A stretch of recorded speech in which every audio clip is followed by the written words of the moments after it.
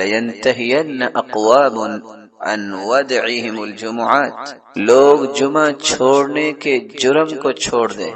او لیختمن اللہ علی قلوبہم، وگرنہ اللہ تعالیٰ ان کے دلوں پر مہر لگا دیں گے. ثم لیکونن من الغافلین، پھر ان کی زندگی غافلوں کی زندگی ہو جائے گی. اور ایک دوسری روایت کے الفاظ یہ ہیں، من ترک 3 جمع متہاونا، جو شخص 3 جمعے سستی کرتا ہوا چھوڑ دیتا ہے، طبع اللہ علی قلبی، اللہ تعالی اس کے دل پر مہر لگا دیتے ہیں.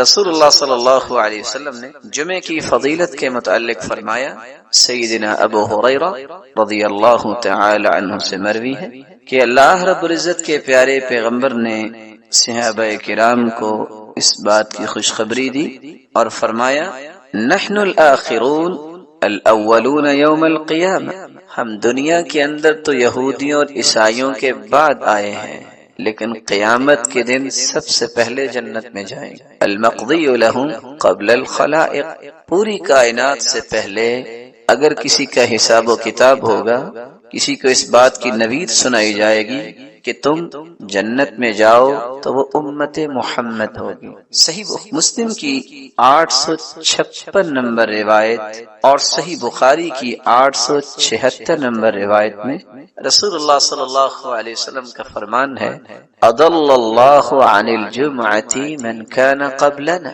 ہم سے پہلے یہودی تھے، عیسائی تھے، لیکن وہ گمراہ ہو گئے جمعے کے متعلق. فکان للیہود یوم السبت، یہودی ہفتے کے دن کو مقدس سمجھتے، وکان للنصارى یوم الاحد، اور عیسائی اتوار کے دن کو مقدس سمجھتے. فجاء اللہ بنا، پھر اللہ تعالیٰ نے ہمیں نعمت سے نوازا. فہدانا اللہ لیوم الجمعہ، اللہ نے ہمیں جمعے کی نعمت سے نوازا. فجعل الجمعہ والسبت والاحد، تو اللہ نے ترتیب ہی بنوا دی، جمعہ پھر اس کے بعد ہفتہ اور اتوار. وکذالک ہم تبع لنا یوم القیامہ، اسی طرح قیامت کے دن وہ ہمارے پیچھے ہی ہوں گے.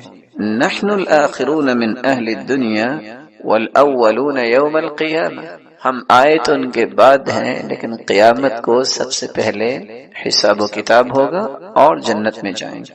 رسول اللہ صلی اللہ علیہ وسلم نے یہاں تک فرمایا، جمعہ کا دن ایک ایسا مبارک دن ہے، اس سے مبارک دن سال کا کوئی دن نہیں سوائے رمضان کے اور ذی الحجہ کے پہلے 10 دن اور محرم کے.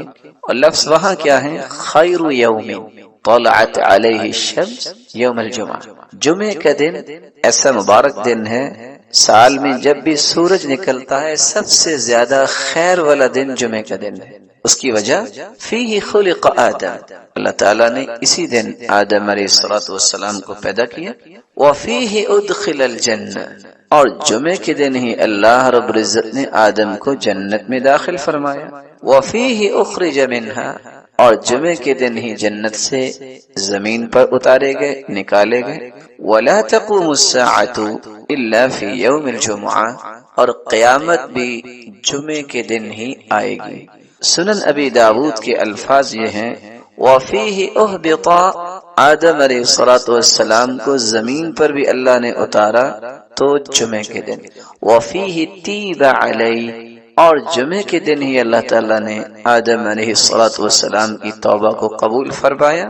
وفیہ مات، اور جمعے کے دن ہی اللہ کے پیغمبر آدم علیہ السلام فوت ہوئے.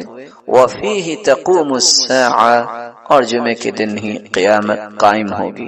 اور ساتھ یہ فرمایا، وفیہ ساعۃ لا یصادفها عبد مسلم وهو يصلی یسأل اللہ حاجتہ الا اعطاه، اس دن ایک ایسی مبارک گھڑی ہے، اس مبارک گھڑی میں جو بھی دعا کی جائے اللہ تعالیٰ اس دعا کو رد نہیں کرتا. رسول اللہ صلی اللہ علیہ وسلم نے یہاں تک فرمایا، اور یہ سنن ابن ماجہ کی روایت ہے 1084 نمبر، کہ دنوں میں سرتاج دن، سید دن جمعہ کا دن ہے. ان یوم الجمعہ سید الایام واعظمها عند اللہ، جمعہ کا دن تمام دنوں کا سید ہے، سرتاج ہے، اور وہ اللہ کے ہاں بڑی ہی عظمت والا دن ہے۔ وَهُوَ أَعْظَمُ عِندَ اللَّهِ مِنْ يَوْمِ الْأَضْحَى وَيَوْمِ الْفِطْرِ، بلکہ فرمایا کہ عید الفطر اور عید الاضحیٰ سے بھی زیادہ عظمت والا دن۔ فیہ خمس خصال، اس میں 5 ایسی خصلتیں ہیں۔ خلق اللہ فیہ آدم، اس دن اللہ تعالیٰ نے آدم کو پیدا کیا۔ وَأُهْبِطَ فیہ آدم إِلَى الْأَرْضِ، اور اسی دن اللہ نے زمین کی طرف آدم کو اتارا۔ وَفِيهِ تَوَفَّى اللَّهُ آدم، اور اسی دن اللہ تعالیٰ نے آدم کی روح قبض کی۔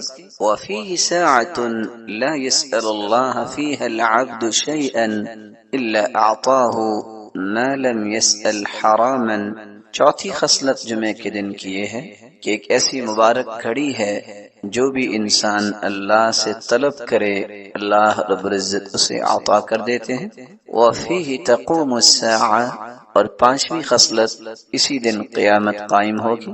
مَا مِن مَلَكٍ مُقَرَّبٍ وَلَا سَمَاءٌ وَلَا أَرْضٌ وَلَا رِيَاحٌ وَلَا جِبَالٌ وَلَا بَحْرٌ إِلَّا وَهُنَّ يَشْفِقْنَ مِنْ يَوْمِ الْجُمْعَةِ، فرشتے، آسمان اور زمین، ہوائیں اور پہاڑ اور سمندر اس دن سے خوف کھاتے ہیں کہ اس دن قیامت قائم ہوگی۔ رسول اللہ صلی اللہ علیہ وسلم نے جہاں اس کو دنوں کا سرتاج کہا، وہاں یہ لفظ بھی صحابہ کرام کو بیان کیے، ان من افضل ایامکم یوم الجمعہ، یہ افضل ترین دن ہے۔ بقیہ چیزوں کو بیان کرتے ہوئے آپ نے یہ بھی فرمایا فَأَكْثِرُوا عَلَيَّ مِنَ الصَّلَاةِ فِيهِ، جمعے کے دن تم کثرت سے درود پڑھا کرو۔ فَإِنَّ صَلَاتَكُمْ مَعْرُوضَةٌ عَلَيَّ، کیونکہ تمہارا سلام مجھے پہنچایا جائے گا۔ رسول اللہ صلی اللہ علیہ وسلم کے صحابہ نے سوال کر دیا کہ ہم اگر درود پڑھیں گے تو آپ کے پاس کیسے پہنچے گا؟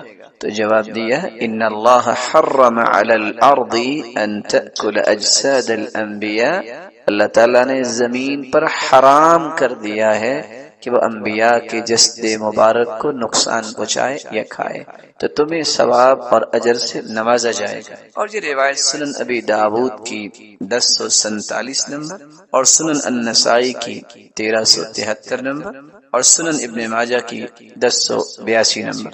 رسول اللہ صلی اللہ علیہ وسلم نے فرمایا جمعے کا دن تھا تو جبریل امین تشریف فرما ہوئے، اور جبریل امین نے اپنی ہتھیلی پہ ایک سفید شیشے کی طرح ایک چیز مجھے دکھائی، فی وسطها كالنکتة السوداء، جس کے درمیان ایک کالا نشان تھا۔ فقال ما هذه یا جبریل، میں نے سوال کیا جبریل یہ کیا؟ قال هذه الجمعة يعرضها عليك ربك لتكون لك عيدا، یہ تیرے رب کی طرف سے تحفہ ہے، جمعے کا دن ہے اور آپ کے لیے اللہ نے اس کو عید بنایا ہے، وَلِقَوْمِكَ مِن بَعْدِكَ، اور آپ کی قوم کے لیے بھی عید ہے۔ اور ایک دوسری روایت کے الفاظ یہ روایت طبرانی کی روایت ہے، اور شیخ البانی رحمۃ اللہ علیہ صحیح الترغیب والترہیب میں اس کو صحیح کہہ رہے ہیں۔ آپ کے زبان اقدس سے یہ الفاظ بھی نکلے ان هذا اليوم جعلہ اللہ عیدا للمسلمین، اللہ تعالیٰ نے جمعے کے دن کو مسلمانوں کے لیے عید کا دن بنایا ہے۔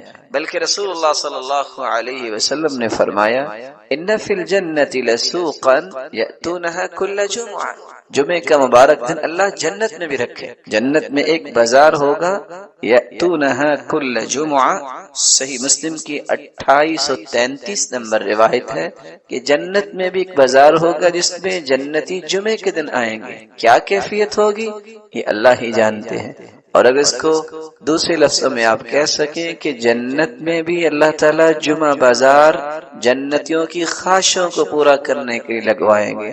فتحب ريح الشمال، شمال کی طرف سے ہوا آئے گی، فتحسو فی وجوہہم وثیابہم، جو جنتیوں کے لباس اور ان کے چہروں پہ پڑے گی، فیزدادون حسنا وجمالا، تو اللہ کی طرف سے اس گرد پڑنے سے جو گرد نہیں ہوگی، اس مٹی کی وجہ سے ان کے حسن میں اضافہ ہوگا، فیرجعون الی اہلہم، جب وہ گھروں کو واپس پلٹ کے آئیں گے، وقد ازدادوا حسنا وجمالا، تو گھروں والے بھی اس سے زیادہ خوبصورت ہو چکے ہوں گے، فیقول لهم اہلوہم، تو وہ کہیں گے گھروں والے، واللہ لقد ازددتم بعدنا حسنا وجمالا، اللہ کی قسم تم تو ہمارے بعد اور زیادہ حسن میں ہو گئے ہو، فیقولون، تو وہ جواب دیں گے وانتم واللہ لقد ازددتم بعدنا حسنا وجمالا، اللہ کی قسم ہم تو ہوئے آپ بھی اللہ کی رحمت سے حسن و جمال میں اور زیادہ ہو گئے۔ رسول اللہ صلی اللہ علیہ وسلم ان فضیلتوں کے ساتھ ہمیں دو حکم دیے ہیں۔ پہلا حکم کہ جمعے کے دن کثرت سے درود پڑھا جائے، دوسرا حکم اس میں ایک ایسی مبارک گھڑی ہے جو بھی دعا کی جائے وہ دعا رد نہیں ہوتی۔ وہ کون سی گھڑی ہے، وہ کون سا وقت ہے جب دعا کی جائے تو دعا رد نہیں ہوتی؟ سیدنا ابو ہریرہ روایت کرتے ہیں، اور یہ صحیح بخاری کی 935 نمبر اور صحیح مسلم کی 852 نمبر روایت ہے، ان فی الجمعۃ للساعہ، جمعے کے دن ایک ایسی گھڑی ہے، لا یوافقها عبد مسلم قائم یصلی، جو بھی شخص اس گھڑی کو پا لیتا ہے اس حالت میں کہ وہ نماز پڑھ رہا ہے، یسأل اللہ خیرا الا اعطاہ ایاہ، اللہ تعالیٰ اس کو ہر وہ چیز عطا کر دیتے ہیں جس کا بندہ مومن سوال کرتا ہے۔ اور ایک روایت میں آتا ہے وہی الساعۃ خفیفہ، یہ بہت تھوڑا سا وقت ہوتا ہے۔ علماء نے اس وقت کے متعلق دو روایتوں سے استدلال لیا ہے۔ پہلی روایت ابو موسیٰ اشعری رضی اللہ تعالی عنہ کی ہے کہ وہ گھڑی اس وقت شروع ہوتی ہے، ہی ما بین ان یجلس الامام الى ان تقضى الصلاة، خطیب جو خطبہ دینے کے لیے ممبر پہ بیٹھتا ہے اور جب تک نماز نہیں ہو جاتی، گویا کہ خطبے کا وقت اور نماز کے ختم ہونے تک یہ ایک ایسی مبارک گھڑی ہے جس گھڑی میں جو بھی انسان مانگے اللہ اس کو عطا کرتے ہیں، اور یہ صحیح مسلم کی 853 نمبر روایت ہے۔ دوسری روایت میں آتا ہے جمعے کی دن 12 گھڑیاں ہوتی ہیں، ان 12 گھڑیوں میں ایک ایسی ساعہ ہے، ایک ایسی گھڑی ہے جو بھی انسان اس میں دعا کرے اللہ قبول فرماتے ہیں۔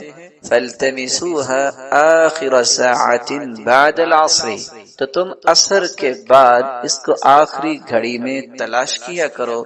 یہ روایت سنن النسائی کی 1387 نمبر روایت ہے۔ علماء محدثین نے ان دونوں احادیث کو سامنے رکھتے ہوئے اس بات کو راجح قرار دیا ہے کہ عصر کے بعد کا وقت ایسا مبارک وقت ہے کہ اس میں ایک ایسی گھڑی ہے جس گھڑی میں انسان دعا کرے تو اللہ رب العزت اس کی دعا کو رد نہیں کرتے، اس کو عطا کر دیتے ہیں۔